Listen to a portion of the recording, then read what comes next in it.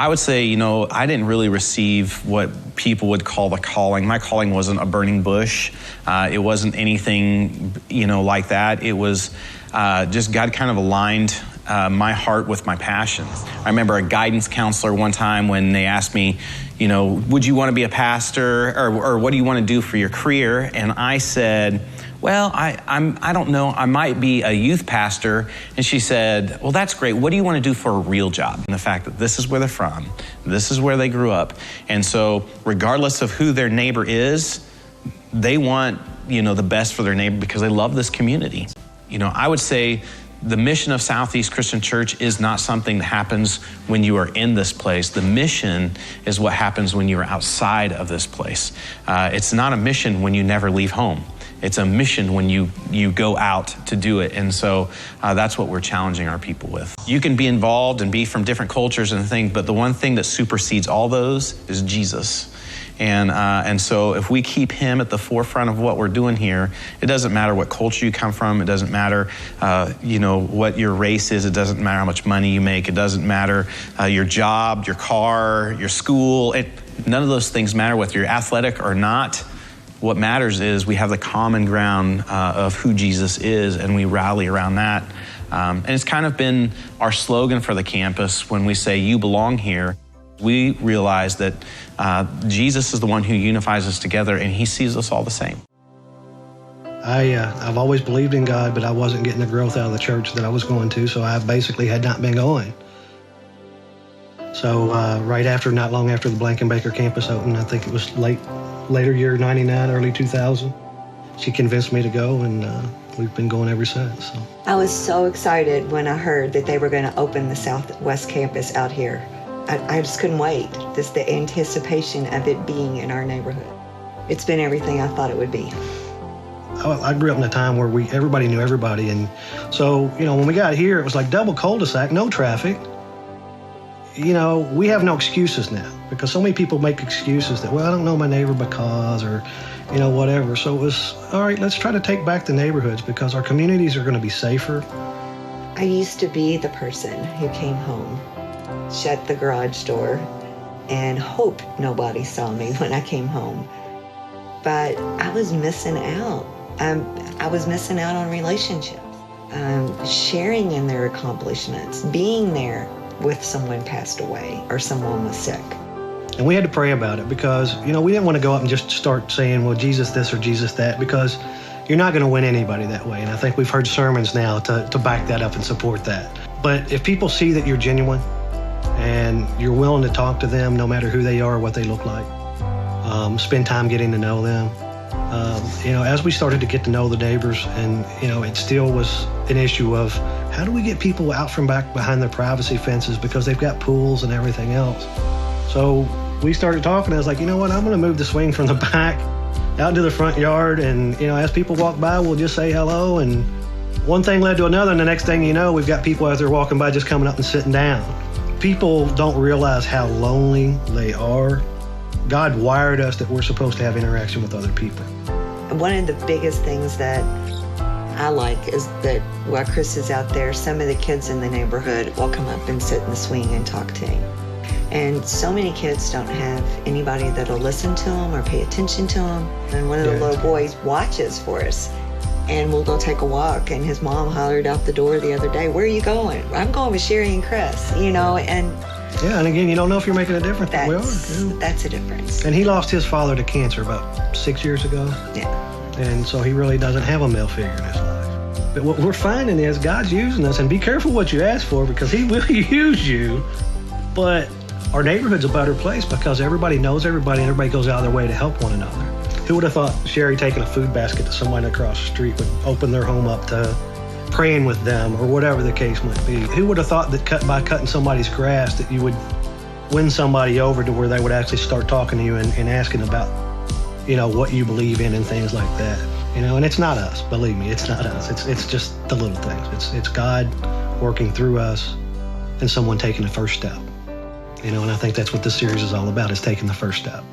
Yeah, is it work? Yes. Sometimes late hours? Yes.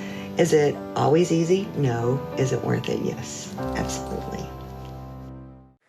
Several years ago, a friend of mine told me a story about the time that his son was in a church Christmas program. I don't know if any of you have ever been involved in those type of things, but they can be quite an ordeal because there's so much that goes into them as far as for family life, and you've got all the other things going on. But when you want the program to go really well, you have to practice often. And so they had this practice for probably 2 or 3 months where they were practicing, a couple nights a week, showing up. And, as a parent, what happens is we get home from school. And after we get home from school, then we hurry up and do homework. And then after you do homework, then, you eat as fast as you can. And after you eat, you get changed and cleaned up and get the food off of the shirt that they've got on. And then you put them in the car and then you drive to the church. And you get to the church and you walk in and all the kids sit down in the same spot. And they wait for all the other kids to show up. And the choir director gets there and she gives instructions and she talks to the parents. And then they get up on a stage and then they do their thing and they march up and they sit in the same spot. Or they stand in the same spot and they sing the same songs every single week.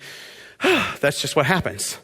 And then you do it all over again. And as it gets closer to the time, you decide, what we need a dress rehearsal. We need something that gives them the real life feel that this is what it's going to be like. And so they have that dress rehearsal night scheduled, and it's the same thing. You get the kids, you get there, you get them in line, you get them in, they get up in here, and they're on stage. And then all of that happens, and then you do the dress rehearsal, and the choir director comes up, and as she comes up and the kids are standing there, it's like real on. Well, this guy's son was a vibrant young boy. He sang loud. He always smiled. He was one of the main people in the program. And so on this particular night, when it was dress rehearsal, they were all up on stage and he was ready to go and everything was good. And then the director got up, the lights went down, the stage lights came on, and he just kind of got scared.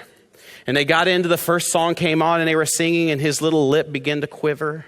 And as they continued to sing, all of a sudden tears started running down his eyes. And as they continued to sing, eventually he was just full on emotional, crying up front to the point where the choir director just had to stop everything, stop the whole rehearsal and asked him, she said, what is wrong? What's the matter?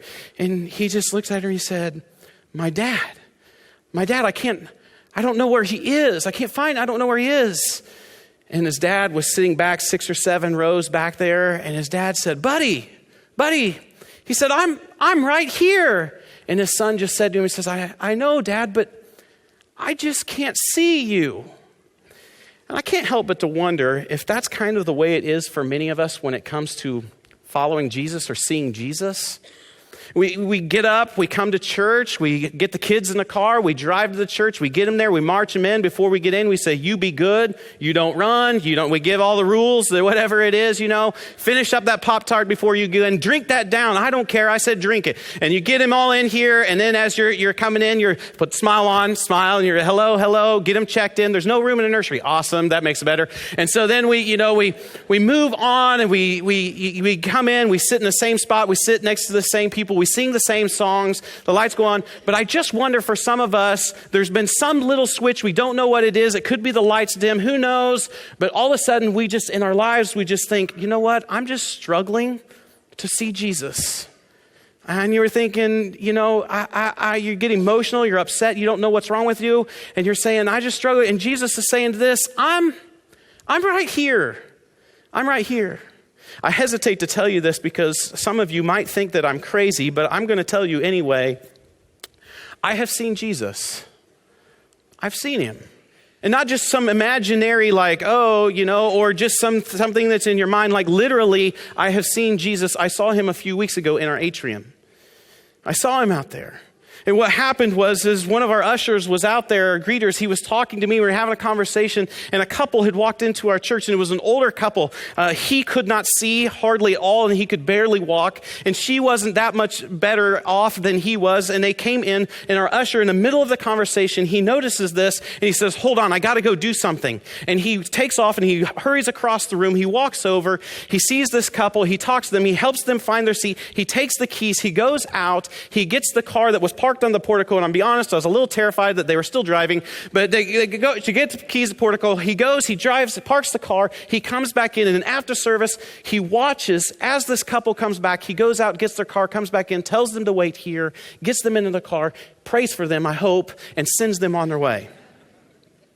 I saw Jesus. I see Jesus frequently when I walk down our children's ministry hallway and I go down there and I see our volunteers who are getting down on their knees and they're playing and they're talking and they're teaching kids and they're loving them and they're changing their diapers and they're cleaning up their protein spills. We all know what that is. And then, they're doing all these things. They're wiping off little wounds for where they fell over and they're just binding up their broken hearts when they have to leave their awesome moms and dads. I see Jesus there. I saw Jesus a year ago in my neighborhood. I was in my neighborhood and my son came running into the house. And as he came running in the house, he said, Dad, Shannon is outside and she is shoveling her driveway all by herself. Dad, we've got to go out there and help her. And so boom, he goes out the door. I start to put on my clothes and thinking, another driveway to shovel. This is awesome.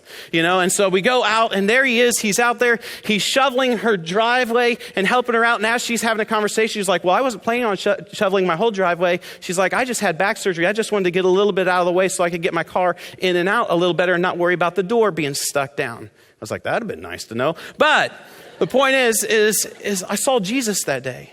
I saw Jesus this past week at the Shine prom that was at our church when a couple of our high school leaders were there with a few of the students and they were serving and loving some of these kids that have disabilities as they're doing the limbo and there's no music and they're just humming it back and forth as people are going under. And I'm thinking, this is a recipe for a broken arm. This is a bad idea. And so, but you know what? They did it and they loved it and it was awesome. I saw Jesus. I saw Jesus that night. I saw Jesus on Facebook the other day when a little bitty girl was by her great-grandmother's side. Her grandmother is almost at the end of her days. And she was there and the grandmother was thirsty. And so the little bitty great-granddaughter took her grandmother something to drink. I saw Jesus on Facebook. The first time I ever saw Jesus in my life was with a lady named Ella from my church growing up.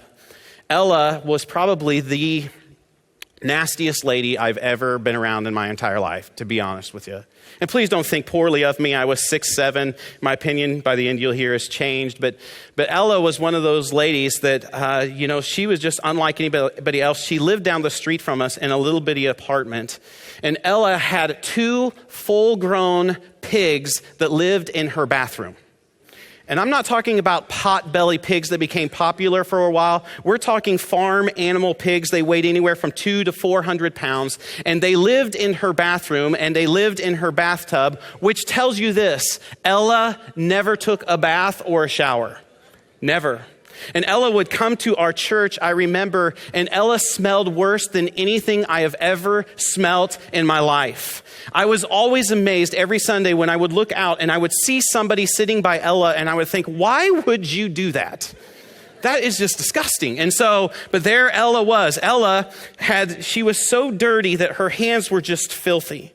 Ella's hands, her fingernails were as yellow as they could possibly be because Ella smoked more than any human being has ever smoked before. I say Ella took smoke breaks on her smoke break. I mean, you get what I'm saying. I mean, it was just like, whew. Ella had 3 pairs of clothes, and she wore them all the time. Not meaning rotating. She literally layered her clothes and had 3 pair of clothes on her all the time, the same 3 pair of clothes. I'm telling you, there was nothing like Ella. Ella had a wig that she wore, and the wig was probably 180 years old. It was probably made from horsehair.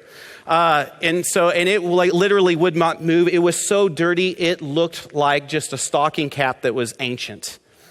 And she just would, she would wear that every single week. That was Ella. But not only that, but Ella was hands down the meanest lady I had ever come across at church.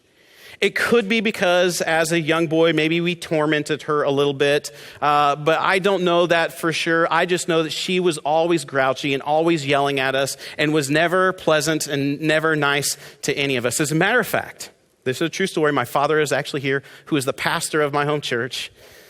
Ella, to this day, is the only person I have ever heard of that after she was baptized, she came up out of the water cussing and asking my dad, "Are you trying to drown me?"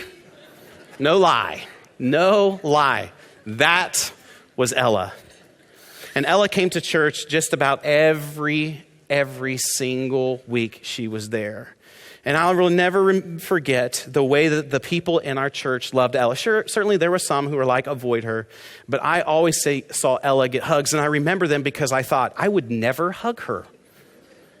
But she would get hugs. And my dad would hug her. And I would think, oh, Dad, are you going to take those clothes off before you come into the house? You know, I mean, it was like, that was the picture of Ella. I will never forget. Ella loved babies. She loved babies. And she always wanted to hold babies. And I remember Candy Schulte, who had several kids, would come to church with her newborn baby. And Ella would walk up to Candy and she would ask Candy, she would say, can I hold your baby? And I am sitting there, you know how you feel like when you're kind of caught there and you know it's an awkward scenario and you feel like I need to save them from this happening and intervene somehow, like, Ella, come with me. Let's go have a conversation. It was like, I don't know what to do. And I'm watching this and Candy just says, absolutely. And hands her newborn baby over to Ella. And Ella's sitting there holding the baby and playing with the face and kissing her. And I'm just like, oh dear. Because I know when we first had kids, it was like, oh, you want to hold my child? Here's a gallon of hand sanitizer. Rub that in, put it on your face, no kissing, And I was just like, I was amazed that she would do this. And after I thought, we're going to baptize the child with hand sanitizer later. It will be fine, because I was like, she did that. I remember Ella, when we would go to a restaurant that was close to where we lived, Ella would be in that restaurant all the time. She'd be in there, drinking a cup of coffee and smoking a cigarette because you could smoke back in the day in restaurants. And so she'd be in there and she would be doing that, sitting at the counter. And if she saw us as a family come in, she would always come over to talk to my dad. And usually the last thing she would say to us before she would leave, she would say, are you going to eat all of that?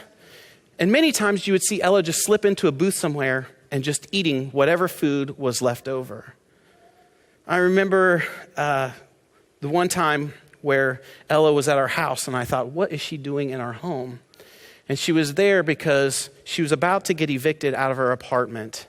And they had either called the church or she had called the church. And so my dad and several of the ladies from the church went to her, got Ella, brought her to her house so that they could bathe her.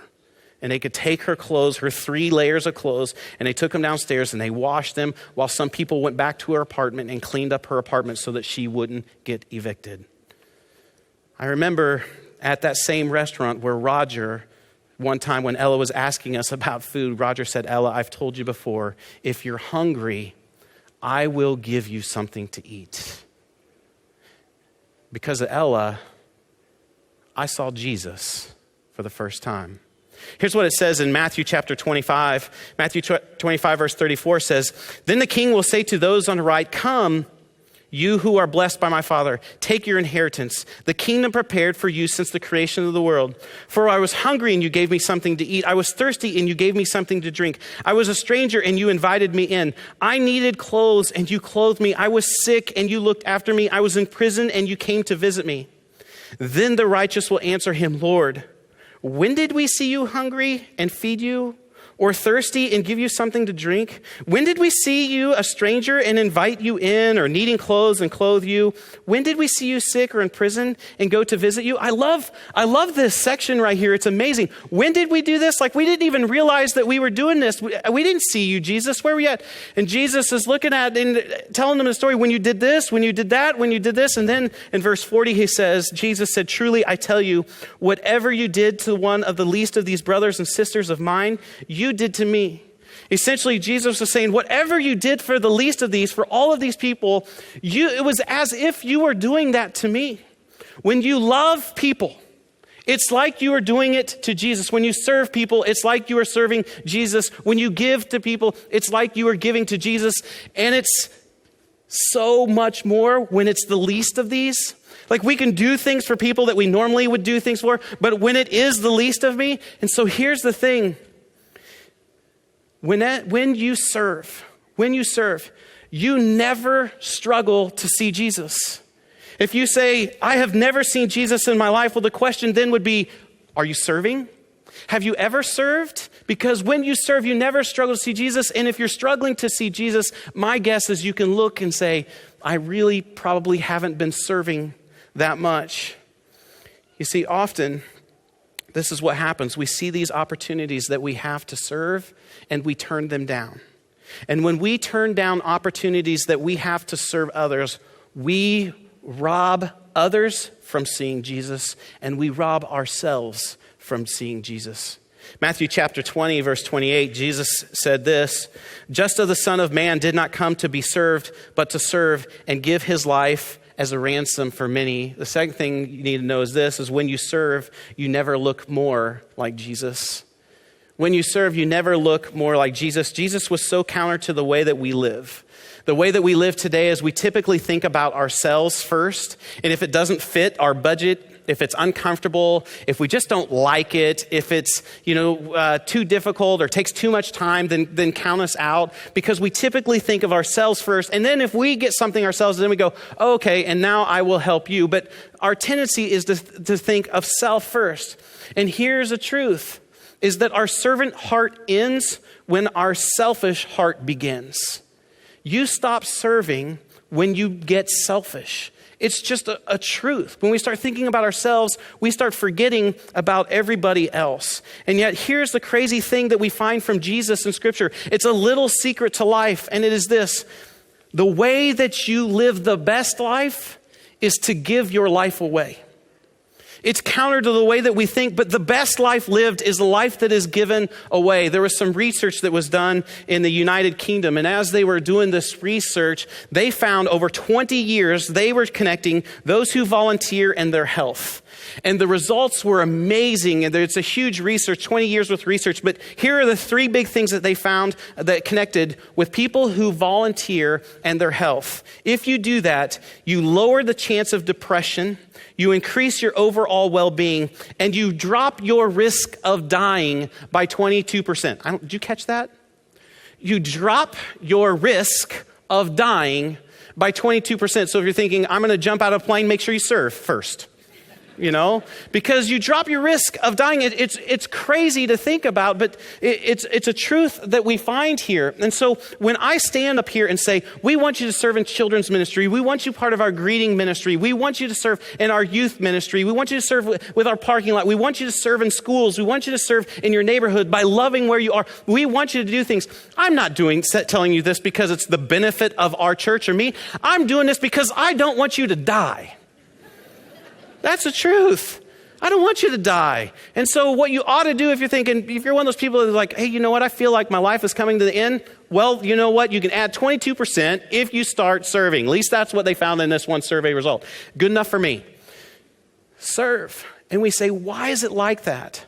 Why is there a connection between my health and the way that I serve or volunteer and care about other people? And the reason is this, is because you were created that way. It's the way that God designed you. He designed you to serve. He created you to serve. And what is so interesting about that is when we don't serve, that is when we go against God's design. And when I go against God's design in any realm, that is when problems always come into my life. And when problems come into my life, what happens? I say this, I really struggle to see Jesus. I really struggle to know if he's real.